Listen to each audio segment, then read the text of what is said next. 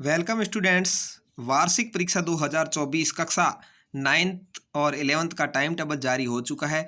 ये परीक्षाएं आपके 5 अप्रैल से शुरू होने वाली है। उसमें सामाजिक विज्ञान का जो पेपर है वो मैं आपके लिए लेकर के आया हूँ। पूरे 100 नंबर का आपके जो इस बार का पेपर होगा वार्षिक परीक्षा का, उसके अंदर आप कैसे अच्छे नंबर प्राप्त कर सकते हैं। आपको समय मिलेगा 3.25 घंटे का। और देखिए, निर्देश आपके लिए सभी प्रश्न अनिवार्य है और सभी प्रश्नों के अंक उसके सामने दिए गए हैं। तो मैं इसका पूरा सॉल्यूशन करवाऊंगा। आपको पैसेज बना करके वीडियो को देखना है और चैनल पर पहली बार आए तो सब्सक्राइब जरूर करने के साथ साथ यदि आप इसकी पीडीएफ जो फुल सॉल्यूशन है प्राप्त करना चाहते हैं, टेलीग्राम ग्रुप का लिंक डिस्क्रिप्शन में जाकर के ज्वाइन कर सकते हैं, जहां पर आपको ये पीडीएफ मिल जाएगी। चलिए यहाँ पर शुरू करते हैं। बहुविकल्पीय प्रश्न है। सबसे पहले आप कहेंगे द सोशल कॉन्ट्रैक्ट नामक पुस्तक के लेखक कौन है। तो इसके लेखक रूसो है। कौन है भाई? रूसो है। स आपका यहाँ पर राइट आंसर हो जाएगा। किस राज्य की सीमा पाकिस्तान से नहीं लगती है। तो हरियाणा ऐसा राज्य है जिसकी सीमा पाकिस्तान से नहीं लगती है। यहाँ पर आपका राइट आंसर है। अगला है डेमोक्रेसी शब्द किस भाषा का है। तो डेमोक्रेसी शब्द यूनानी भाषा से लिया गया है। यानी आपके कभी कभी लिखा हुआ आता है ग्रीक भाषा का शब्द है। तो ग्रीक भाषा यूनान की ही भाषा है, इसलिए इसको यूनानी भाषा भी कहते हैं। तो ग्रीक लिखा हुआ आ जाए या यूनानी लिखा हुआ आ जाए, दोनों ही सही है। तो वो यहाँ पर आपका राइट आंसर हो गया। भारत में सर्वाधिक साक्षरता दर वाला राज्य कौन सा है भाई? केरल है। केरल के अंदर सबसे ज्यादा पढ़े लिखे लोग हैं और सबसे कम का है तो बिहार है। ब्रह्मपुत्र नदी को तिब्बत में किस नाम से जाना जाता है। तो इसको सांगपो कहा जाता है। क्या कहा जाता है भाई? सांगपो कहा जाता है। यहाँ पर आपका राइट आंसर हो जाएगा। अगला है ड्यूमा क्या है। तो ड्यूमा है वो रूस की संसद का नाम है। क्या है? रूस की संसद का नाम ड्यूमा है। आपको इधर राइट मारना है। यानी इस तरह से आपको ये पेपर मिलेगा तो आपको जो उत्तर पुस्तिका है उसके अंदर कोष्टक बना करके इस तरह से आपको ऐसी छाननी बना करके अ शब्द वाले क्वेश्चंस को करना होगा। ठीक है। तो चलिए अगला है नदियों के डेल्टा क्षेत्र में पाए जाने वाले वन कैसे वन होते हैं। तो ये मैंग्रोव वन होते हैं। यहाँ पर आपका राइट आंसर है। अगला है 2011 की जनगणना के अनुसार बिहार का जन घनत्व कितना था। तो बिहार का जन घनत्व था 1102। क्या है? 1102 है। यहाँ पर आपका राइट आंसर है। अगला है भारतीय वन सेवा की स्थापना किसने की थी। तो भारतीय वन सेवा की स्थापना ब्रेंडिस ने की थी। यहाँ पर आपका राइट आंसर होगा। आप कहेंगे सर यहाँ पर ब पर टिक लगा हुआ है, तो ये पेपर किसी बच्चे का है, स्टूडेंट का है और उसने कोई गलत आंसर भर रखे होंगे, लेकिन यहाँ पर ब्रेंडिस आपका सही उत्तर है। अगला है अंतर्राष्ट्रीय मानवाधिकार संगठन है। तो अंतर्राष्ट्रीय मानवाधिकार संगठन संयुक्त राष्ट्र संघ है, जिसके अंदर आपका राइट आंसर है। तो इस तरह से आपके 10 ऑब्जेक्ट टाइप क्वेश्चन हो गए।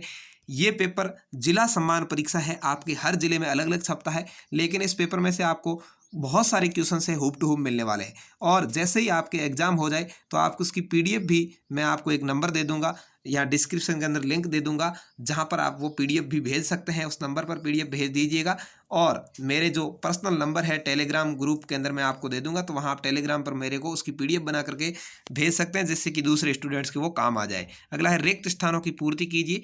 यूगोस्लोवाकिया के कोसोवो प्रांत में जातीय नरसंहार हुआ था। तो कोसोवो यहाँ पर खाली जगह में भरना है। कौन से प्रांत में जातीय नरसंहार हुआ था? तो कोसोवो में। 5 क्वेश्चन आपके आएंगे। परवेज मुशर्रफ ने 1999 में पाकिस्तान सैनिक तख्ता पलट किया था। कब किया था? 1999 में। अमेरिकी नौसैनिक ठिकाने को जापान ने द्वितीय विश्व युद्ध में हमला किया। कहाँ पर? Pearl Harbor. ये अमेरिका का नौसैनिक ठिकाने का नाम है पर्ल हार्बर, जहां पर जापान ने द्वितीय विश्व युद्ध में हमला किया था।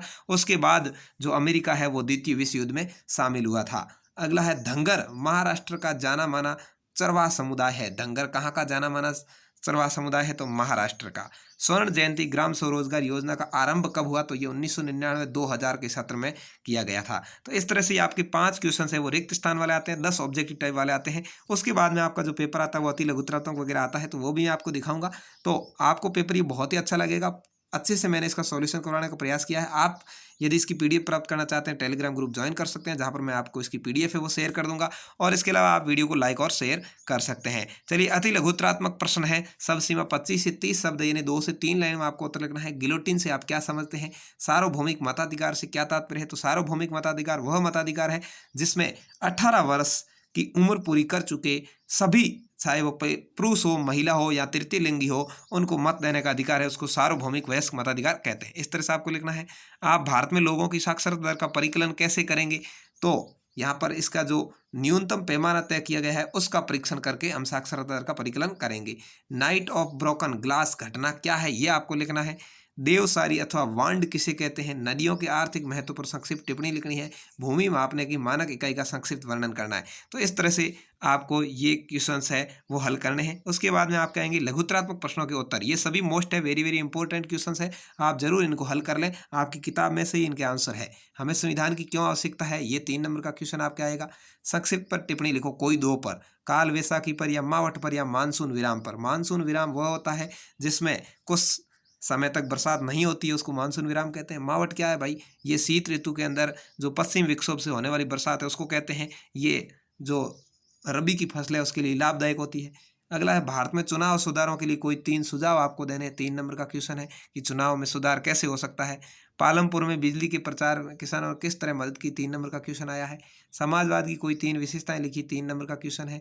किन्हीं दो पर टिप्पणी करनी है, घेटो या होलोकास्ट या गेस्टेपो, इनमें से किसी दो पर टिप्पणी करेंगे। हरित क्रांति से क्षेत्रीय असमानता में वृद्धि हुई, कथन को स्पष्ट करना है। किन्हीं 3 कारकों का उल्लेख करो जो भारतीय चुनाव को लोकतांत्रिक बनाते हैं। किन्हीं 3 भारतीय चरवाहों के समुदाय पर टिप्पणी लिखो। वन्य जीव संरक्षण के उपाय लिखिए। मानव अधिकार संगठन की स्थापना कब हुई, इसके क्या कार्य है। अफ्रीका के चरावा समुदाय पर टिप्पणी लिखो। तो इस तरह से ये तो आपके आगे लघुत्तरात्मक। अब आएंगे निबंधात्मक क्वेश्चन जिनका उत्तर आपको कम से कम 2 से 3 पेज में देना होगा। 4-4 नंबर की क्वेश्चन है। शासन की राष्ट्रपति प्रणाली और संसदीय प्रणाली में अंतर बताना है। कोई 4 प्रावधान बताने विस्तार से भारत का एक संप्रभु राष्ट्र बनाते हो। सन 1917 में क्रांति के बाद रूस प्रथम विश्व युद्ध से पृथक क्यों हो गया था, ये लिखना है। भारत में खाद्य सुरक्षा कैसे सुनिश्चित की जाती है। निम्न स्थानों की मानचित्र में भरना है, लद्दाख, सिमलीपाल, दिल्ली और अमृतसर। इनको मानचित्र आपको अलग से मिलेगा, उसमें दर्शाना है। 5 नंबर का क्वेश्चन आ जाएगा। भारत में सार्वजनिक वितरण प्रणाली पर विस्तृत लेख लिखना है अथवा सार्वजनिक वितरण प्रणाली द्वारा संचालित राशन की दुकानों की हो रही शिकायतों का उल्लेख करते हुए उन्हें दूर करने को उपाय लिखने। 5 नंबर का क्वेश्चन है।